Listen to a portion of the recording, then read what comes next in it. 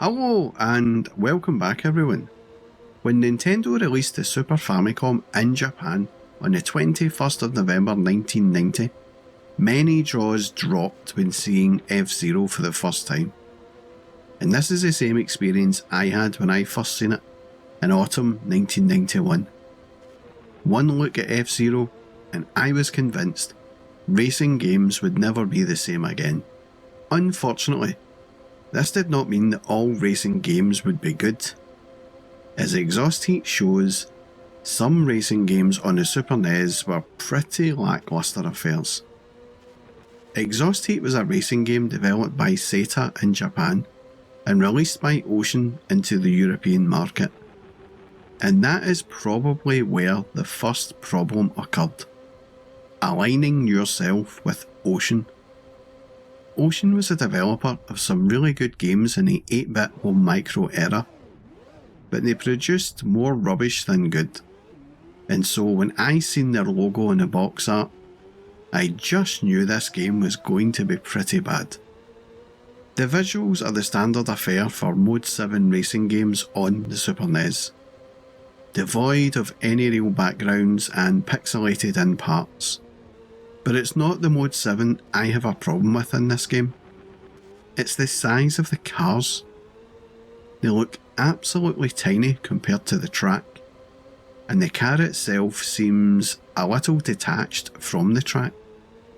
It's almost like it's just floating on a cushion of air, and this floatiness removes the feeling of tyres screeching into corners as you fight for traction.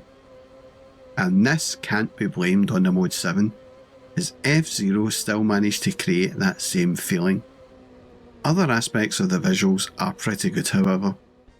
The setting up of the car looks pretty good, and it is nicely detailed too, with lots of technical detail about the car that you ain't really going to be interested in as a young kid. You just want to get on with the racing and feel the speed. But this game just feels slow. Really slow, actually. But I will come back to that in a wee bit. The sounds are really annoying. The engine sound is enough to bring you out in a random, uncontrollable twitch. The beeps are from the 1980s, but the music between levels kind of saves it from being a total disaster. But the SNES was capable of so much more, and so it's disappointing overall.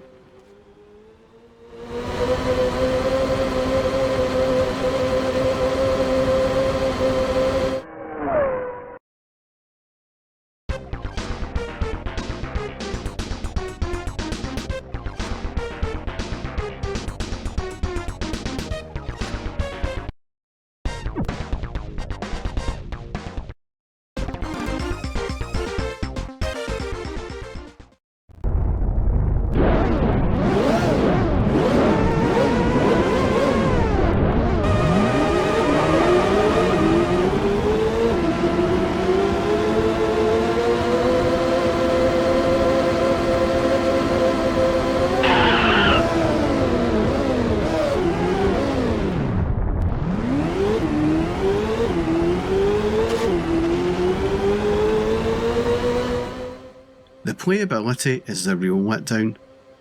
It's a racing game that doesn't convey a good sense of speed. You don't fight to get round corners, you just turn into them. In fact, I hardly had to use my brakes at all. I should then be able to ditch them when configuring the car. I mean, why carry heavy brake discs when they don't get used? And this lack of fight for grip is what lends itself to the floaty feeling. It's the strangest feeling I have ever felt when playing a racing game. And there is no escaping this floaty feeling. And it's the root cause of all of this game's ills. You just feel too disconnected from the race. And as there is no struggle to make it round corners, it feels like you're not carrying any speed into them. It's the most bizarre thing about this game. But for those that aren't put off by that, there is enough of the game to keep you satisfied. The game is pretty large with a decent variety of tracks, even though they do all look the same, and to play from start to finish will take about 90 minutes, so it's a long game to play. But there isn't enough good features of this game that would make me want to finish it, or even want to come back to it once I had finished it. This was one of those games that would appear in just about every import gaming advert in Mean Machines, and it was always quite pricey. The reviews of it were mixed, and I do not recall it ever getting a high score or a Mega Game Award. And it was also a game I never knew anyone owned. But that's hardly surprising, as almost everyone I knew didn't like the look of it. I had come close to giving it a try back in the day. In those days, I always struggled to get new games on the Super Famicom, and so sometimes eagerness to play something different would take over. But my SNES mate would always tell me it wouldn't be worth it, as it just looked crap. And you know what? After all these years, I can honestly say he was a good mate, as he was right about this game. This game is pretty crap, and I can only recommend it if you're a racing game nut. For everyone else, they should just avoid it. And that was my brief look at Exhaust Heat on the Super Nintendo. If you enjoyed this video, then please do hit the little thumbs up icon, maybe even click on the sub icon, and then pop by the comment section and share your memories or opinions of Exhaust Heat. And a massive thank you to everyone who has subbed and commented already. Your feedback and support goes a long way in helping the channel grow, and it's very, very much appreciated. And that's all from me, folks. Thanks for watching.